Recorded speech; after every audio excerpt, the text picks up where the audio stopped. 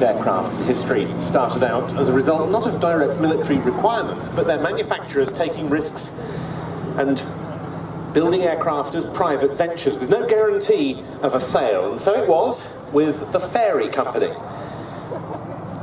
Came up with a design to replace the Fairey 3F in service in Greece.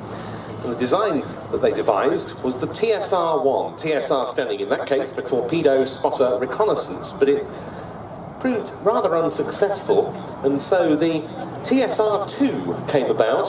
Yes, I know there's another aircraft called the TSR-2 rather more famously, but this was the designation initially given to the design that became the Swordfish.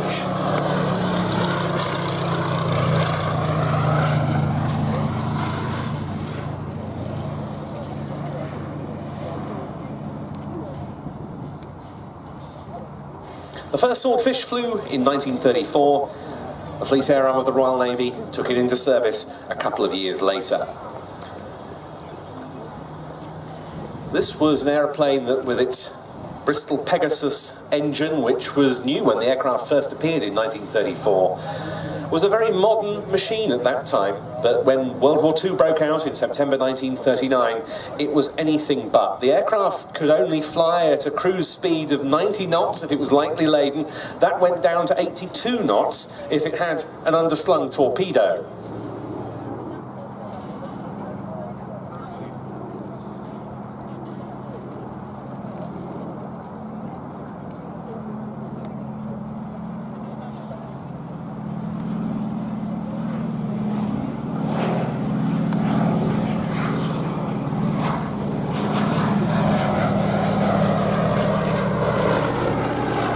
Slow speed to some extent counted in the Swordfish's favour, because the aircraft was able to manoeuvre on a sixpence, and we see a little of that with this machine's steep and tight turns during this display today. And also, some of the guns the German Navy were using were difficult to sight properly on the aircraft because it had such slow speed.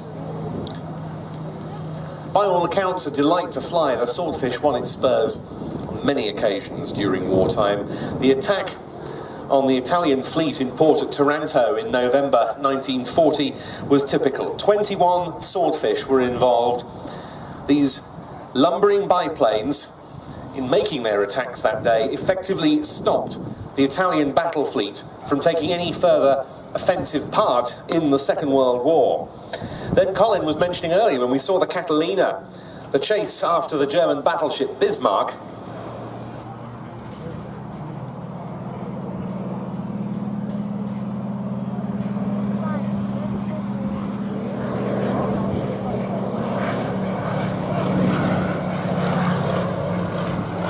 on that occasion in 1941, it was a Swordfish that put a torpedo through the vessel's steering gear, allowing the Royal Navy's home fleet to sink the Bismarck with gunfire.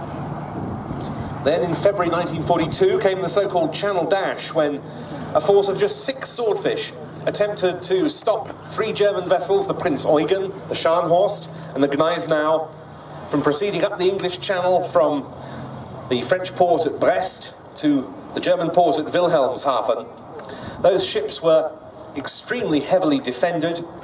Destroyers, E-boats and aircraft were involved. All 6 Swordfish were shot down, but they had pressed home their attacks in the face of great adversity, and the commanding officer of those 6 Swordfish, Lieutenant Commander Eugene Esmond, was posthumously awarded the Victoria Cross, and that was one of just 2 VC awards to Fleet Air Arm Airmen during wartime. There was much unsung work as well, protecting the vital supply convoys across the Atlantic and in the Arctic. And for that role, Swordfish often flew from different types of shipping, escort carriers with merchant hulls that were modified to become dedicated carriers, but also the merchant aircraft carrier, or so-called MAC ships, which were oilers or grain ships that simply had a flat deck welded on top of the hull. A flight deck that, out of necessity, was far smaller than would ordinarily have been put on an aircraft carrier. And then, of course, they flew from the regular carriers themselves.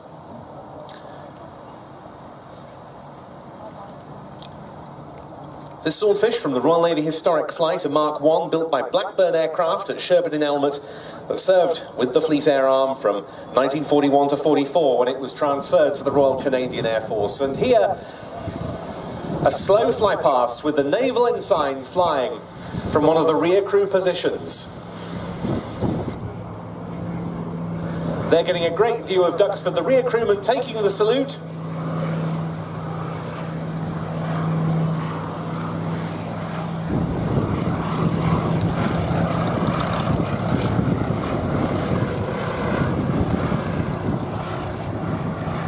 It's been part of the Royal Navy Historic Flight for many years, though not airworthy for all of that time. It's most recently been returned to the circuit in 2015. The final chance to hear that very sweet, harmonious sound of the 9-cylinder, 750 horsepower supercharged Bristol Pegasus radial engine. The aircraft comes in for a final pass.